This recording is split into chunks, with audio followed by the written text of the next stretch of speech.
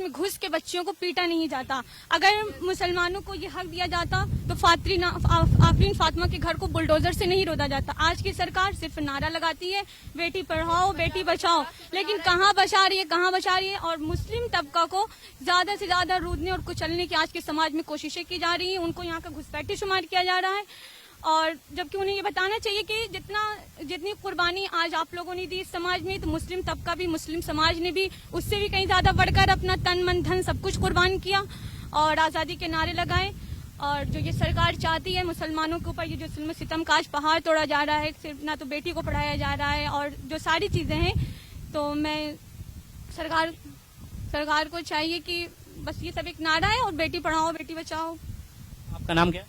मेरा नाम जोहा नईम। जोआ, ये बताइए कि आज जब हम खुली हवाओं में आज भी 15 अगस्त की खुशियों में झंडे को सलाम कर रहे हैं और झंडा वैसे ही फहर रहा है, हम कह रहे हैं देश आजाद है, क्या वाकई, अगर वाकई देखा जाए तो देश आजाद है? नहीं, देश बिल्कुल आजाद है। हम लोग को किससे रह गई है आजादी? किससे रह गई?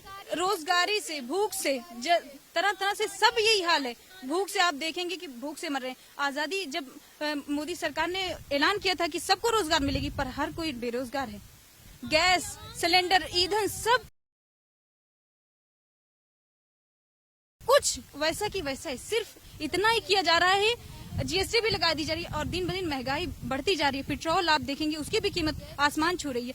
ऐसे में क्या देश आजाद है? शब्दों के तौर पे आजाद है।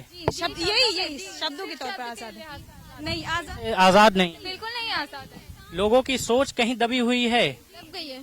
क्या नाम है आपका? तब्बिहा मुशीर। अच्छा, आप बताइए, अगर लोग कहते हैं कि मुस्लिम कम्युनिटी को ज्यादा कहते हैं कि नाथूराम गोडसे के पॉइंट ऑफ व्यू से देखा जाता है इस कम्युनिटी को, क्या वाकई आप लोग ऐसे हैं या मुस्लिम कम्युनिटी गोडसे के रास्ते पे चलती है या फिर गांधी जी के रास्ते? नहीं, खुदा गांधी के रास्ते, दोनों। गांधी के रास्ते पे। टीपू सुल्तान के रास्ते। एक जगह स्लो हो जाए तो दूसरे जगह हम दहाड़े। मतलब दोनों को हम साथ में लेकर चलते, क्योंकि वो दोनों ने आजादियां वहाँ पर। देश को आजाद करने में गांधी जी ने सबसे ज्यादा हमें उनके कानून को मानना चाहिए, उनके मुताबिक चलना चाहिए।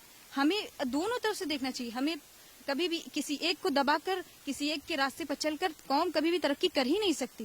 कौम की तरक्की में जिसका सबसे ज्यादा रूल है, अगर हम उसी को छोड़कर चलें, हम क्या करेंगे? कुछ भी नहीं कर पाएंगे। सबसे ज्यादा कौम की तरक्की में जिस चीज का हाथ है, जिस शख्स का हाथ है, वो गांधी जी थे और हमें उन्हीं के चलना चाहिए। हम उनको कभी भी मिटा कर नहीं चल सकते। जी, एजुकेशन के मामले में तो महिलाएं ठीक हैं, लेकिन जब रोजगार की बातें करती हैं तो उन्हें नीचे कर दिया जाता है। घर वाले भी कहते हैं कहाँ नौकरी करोगे, होता है ना, घर वाले कहते हैं कहाँ नौकरी करोगे, हमारे घर की बेटियां नौकरी नहीं करती, पढ़ के फिर क्या ही करेंगे आप?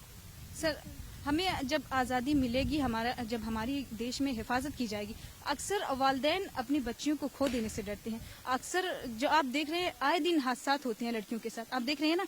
बस यही एक वजह है, लड़कियों को वालिदैन नहीं करने देते हैं। यही वजह, अगर ये देश से ये चीज खत्म हो जाए